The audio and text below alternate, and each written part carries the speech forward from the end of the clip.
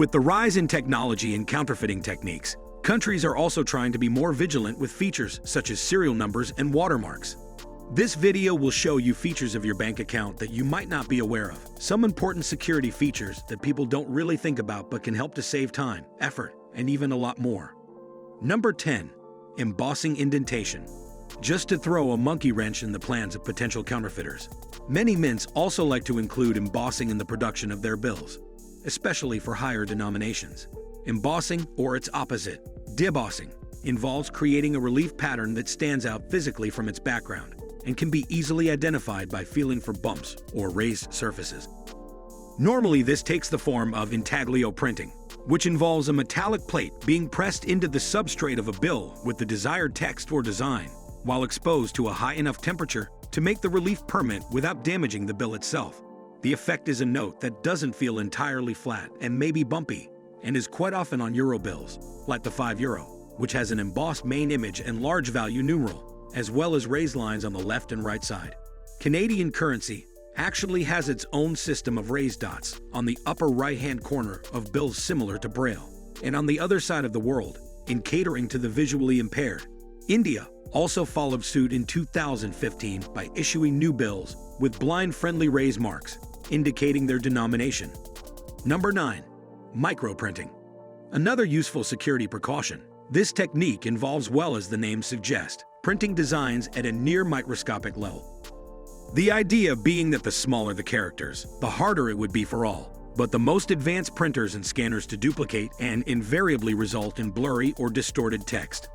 Microtext, as it is commonly called, is so small that only specifically designed printers are able to pull it off, and tend to use a special ink called MICR, or magnetic ink character recognition.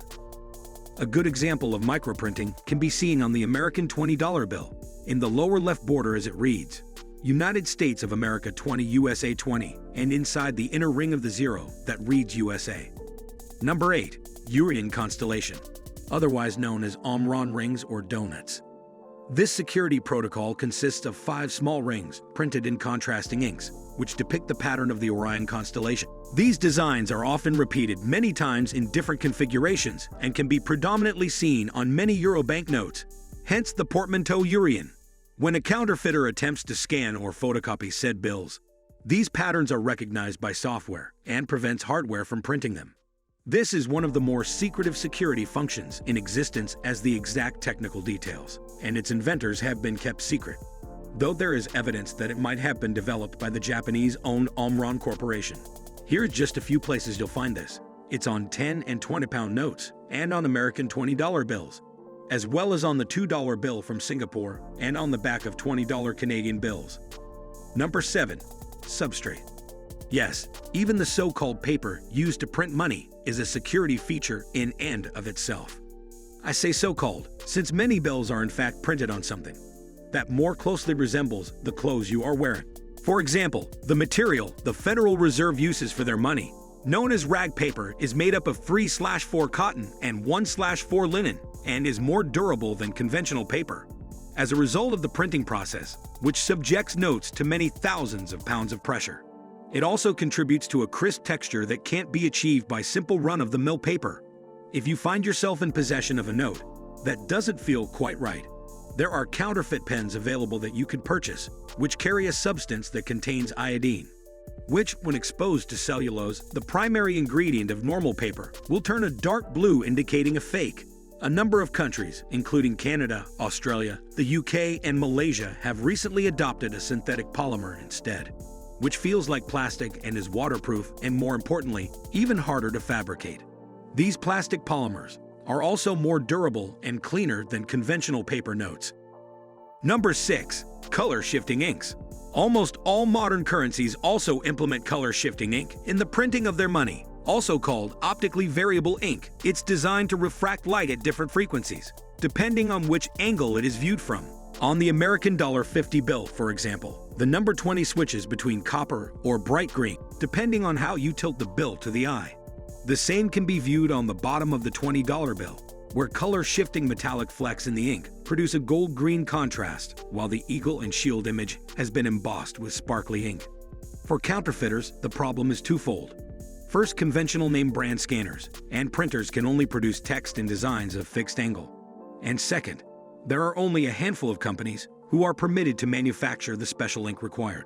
However, this wasn't a problem for Canadian counterfeiter Frank Bourassa, who managed to forge nearly $250 million in American bills by relying on a cheap foil to mimic color-shifting ink. Number 5. Red and Blue Fibres. Since 1879, a single company, CRAIN & Co., has been responsible for producing the rack paper, which American money is printed on. As we've already seen the makeup of the rag paper, Substrate is already quite difficult to manufacture. But in order to make counterfeiting even harder, all bills also have tiny near-microscopic blue and red fibers. Yes, that's right. Your greenbacks aren't entirely green after all.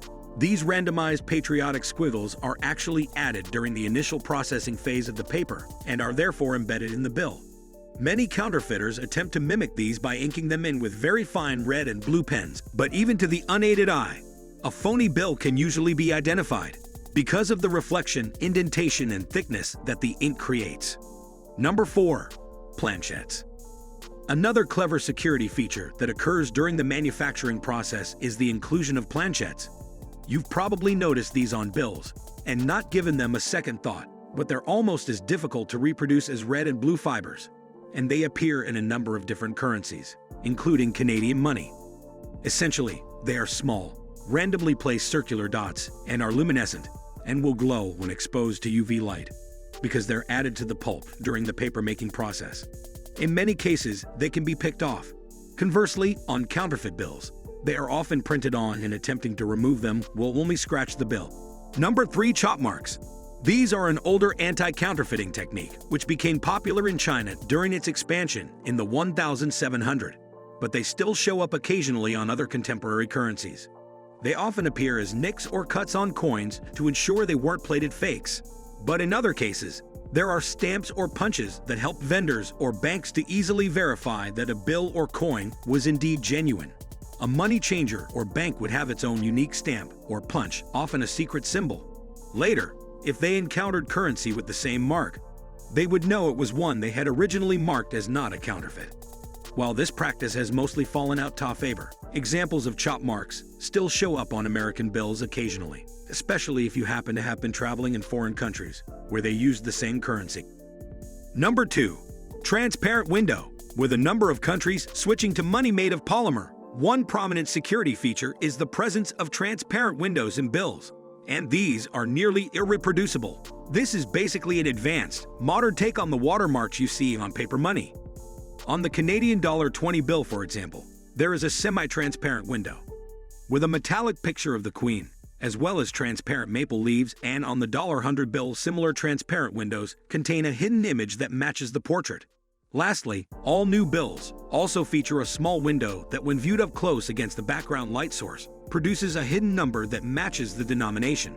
All of this taken into account makes it much easier for banks and vendors to see through potential fakes. Number 1.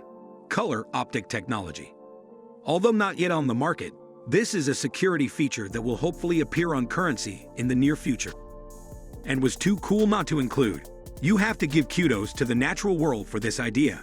Color Optic, developed at Simon Fraser University in Canada, is a new anti-counterfeiting measure that borrows from the blue morpho butterfly. This insect is famous for the beautiful three-dimensional iridescence of its wings, but that stunning color isn't reproduced by pigments. Rather, the wings themselves have millions of tiny holes in them, which trap light and then reflect back a specific frequency. In this case, the shorter wavelength blue spectrum, when held up to a direct source of light, like the sun, the blue morpho's wings actually appear as almost transparent. Color Optic is attempting to do the same thing by creating strips that have millions of holes punched into them that are only 100 nanometers wide. These strips could then be applied to banknotes and bills and would be virtually impossible to forge. If you enjoyed this video and learned something new, then please remember to subscribe by clicking that button below. It will help you keep notified so you don't miss out on any more interesting knowledge. Thanks for watching.